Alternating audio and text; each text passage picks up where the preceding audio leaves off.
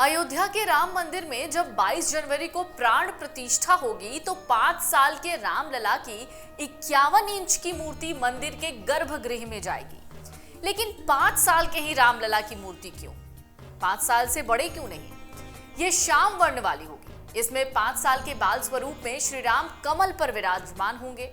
कमल के फूल के साथ मूर्ति की लंबाई होगी 8 फीट, यानी जिस तरीके से देखा जाए तो 5 साल के रामलला और जब वो कमल पर बैठेंगे तब जाकर ये पूरी मूर्ति की जो लंबाई होगी वो 8 फीट की होगी। अब यहाँ स्वाभाविक सवाल है कि आखिरकार क्यों 5 साल की उम्र की ही रामलला की मूर्ति स्थापित की जा रही है?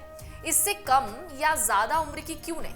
क्या है इस 5 साल के रामलला की मूर्ति का इतिहास और क्यों आखिरकार 5 साल के ही रामलला की मूर्ति स्थापित की जाएगी? इसकी लंबाई 51 इंच ही क्यों रखी गई है? तो चलिए अब पहले ये जानते हैं कि राम मंदिर में राम के बाल्यकाल की मूर्ति क्यों स्थापित की जाएगी।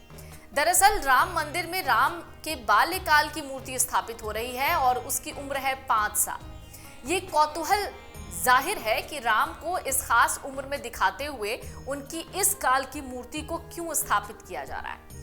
हिंदू धर्म में आमतौर पर बाल्यकाल को 5 साल की उम्र तक माना जाता है। इसके बाद बालक को बोधगम्य माना जाता है। 5 साल के बच्चे को तो क्या माना जाता है? चाणक्य और दूसरे विद्वानों ने इस पर साफ कहा है कि 5 साल की उम्र तक बच्चे की हर गलती माफ होती है, क्योंकि वो अबोध होता है। उस उम्र तक केवल उसे सिखाने का काम करें। चाणक्य नीति में इस बच्चों के अबोध और बोधगम्यता को लेकर उम्र की चर्चा कुछ इस तरीके से की गई है। 5 वर्ष लौ लालिए 10 सौ तारण देई, सुतिही 16 बरस में मित्र सरसी गनी लेई। महाकाल लोक के महंत प्रणवपुरी कहते हैं, हमारे ग्रंथों में भी 5 साल की उम्र तक भगवान और दिव्य पुरुषों की बाल लीला का ज्यादा आनंद लिया गया है। इसमें प्रभु हनुमान भी हैं। भगवान राम की 5 साल की उम्र की मूर्ति स्थापित किए जाने के संबंध में काकभुशुंडी के श्लोक बहुत सामयिक और सटीक लगते हैं। काकभुशुंडी ने कहा था कि तब तब अवधपुरी मैं जाऊं, बाल चरित बिलोकी हर्षाऊं, जन्म महोत्सव देखूं जाई, बरस 5 रहूं लुभाई। मतलब तब तब मैं अयोध्यापुरी जाता हूं, उनकी बाल लीला देखकर हर्षित होता हूं, वहां जाकर मैं जन्म महोत्सव देखता हूं, इसके लोभ में 5 साल तक वहीं रहता हूं।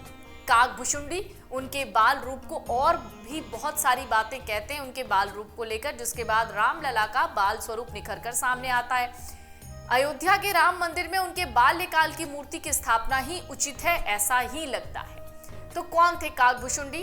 काकभुशुंडी के बारे में आपको बता दें, जिन्हें भुशुंडी भी कहा जाता है, उन्हें राम के एक भक्त के रूप में दर्शाया गया है, जो एक कौवे के रूप में गरुड़ को रामायण की कहानी सुनाते हैं। उन्हें चिरंजीवियों के रूप में माना जाता है वो आज भी पृथ्वी पर जीवित हैं। काकभुशुंडी मूल तौर पर अयोध्या के शूद्र वर्ग के सदस्य थे। एक बार शिव ने क्रोधित होकर उन्हें सांप बनने का श्राप दिया। बाद में याचना के बाद शिव ने सजा को कम किया और कहा कि कई जन्मों के बाद ब्राह्मण के तौर पर काकभुशुंडी के तौर पर जन्म लोगे, राम के भक्त बन जाएंगे। लेकिन बाद में फिर एक श्राप के चलते वो कौवा बन गए। राम के बाल काल की लीला कहा जाता है कि काकभुशुंडी ने बाल रूप में राम को लगातार अयोध्या में देखा और काफी कुछ इस पर कहा। वैसे भगवान राम ने अपने जीवन में चमत्कार वाली लीलाएं बहुत नाम मात्र ही दिखाई हैं। हाँ, एक बार बाल काल में उन्होंने भी माता कौशल्या को अपने मुंह के अंदर ब्रह्मांड के दर्शन जरूर कराए थे, ऐसा कहा जाता है। इसके बाद उनका दूसरी असाधारण काम सीता स्वयंवर में शिव धनुष को तोड़ना था। पूरे जीवन वो एक मनुष्य के तौर पर ही ज्यादा रहे, इसलिए मर्यादा पुरुषोत्तम भी कहे जाते हैं। मूर्ति 51 इंच की ही क्यों है? दरअसल ये मूर्ति ठीक 51 इंच की है। हालांकि भारत में मौजूदा दौर में 5 साल के बालक की ऊंचाई मोटे तौर पर 43 से 45 इंच के आसपास मानी जाती है, लेकिन राम जिस दौर में पैदा हुए उसमें आम लोगों की औसत लंबाई कहीं ज्यादा होती थी।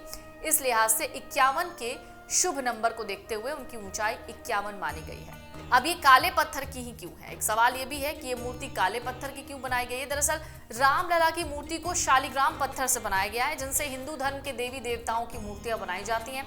इसे पवित्र पत्थर मानते हैं। शालिग्राम काले रंग के चिकने अंडाकार पत्थर होते हैं। धार्मिक ग्रंथों के मुताबिक शालिग्राम भगवान विष्णु के विग्रह स्वरूप हैं। ये एक प्रकार का जीवाश्म पत्थर है। शालिग्राम आमतौर पर पवित्र नदी की तली या किनारों से इकट्ठा होते हैं। 74 साल पहले जब बाबरी ढांचे में रामलला की मूर्ति को रखा गया था तो ये 9 इंच की थी और अष्टधातु की थी। ये 1949 का साल था जब पहली बार ध्वस्त हो चुकी बाबरी मस्जिद में रामलला की मूर्ति प्रकट हुई थी। रामलला की बाल स्वरूप वाली मूर्ति अरुण योगीराज ने बनाई है। अयोध्या राम मंदिर में प्राण प्रतिष्ठा के लिए रामलला की जिस मूर्ति का चयन हुआ है उसे मूर्तिकार अरुण योगीराज ने बनाया। दरअसल 3 मूर्तियों का निर्माण हुआ था। मूर्तिकार सत्यनारायण पांडे ने राजस्थानी संगमरमर शिला से प्रतिमा बनाई। मूर्तिकार गणेश भट्ट और अरुण योगीराज ने कर्नाटक के शालिग्राम शिला से 2 मूर्तियों का निर्माण किया।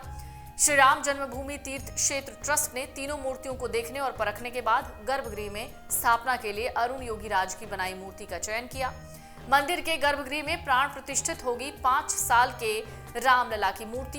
दरअसल राम मंदिर ट्रस्ट के महासचिव चंपत राय ने मूर्ति के चयन को लेकर प्रेस कॉन्फ्रेंस में कहा था कि अरुण योगीराज के परिवार में प्रतिमा निर्माण का काम सालों से हो रहा है।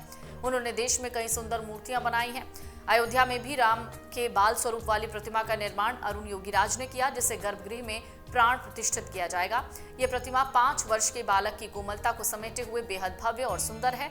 इसके अलावा पूर्व से ही श्री राम जन्मभूमि परिसर में पूजित की जा रही प्रतिमा को भी नई मूर्ति के साथ गर्भगृह में रख दिया जाएगा। अगर आप ये वीडियो YouTube पर देख रहे हैं तो हमारे चैनल को सब्सक्राइब करें और बेल आइकन को दबाना ना भूलें। अगर आप Facebook पर ये वीडियो देख रहे हैं तो हमारे पेज को लाइक करें।